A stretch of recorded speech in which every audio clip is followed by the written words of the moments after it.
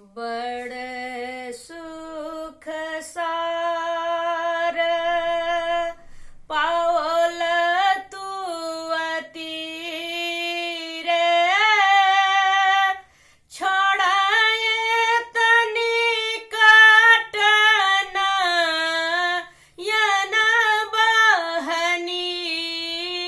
रे बड़ सुख सार पावल तू अति रे छोड़ाए तनिकट न यन बहनी रे कल जोड़ी बिना बाऊ बिमल तरंगे पुनि दर्शन होय पूनमति गंगे कल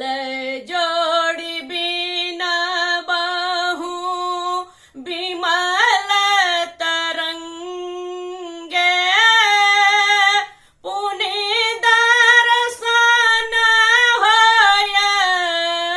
पूर्णिमत गंगे बड़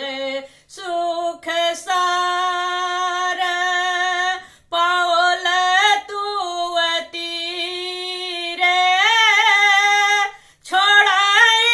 तनिकट न यन बहनी रे बड़ सुख सार एक अपराध क्षमिया मोहि जानी एक अपराध क्षमिया मोहि जानी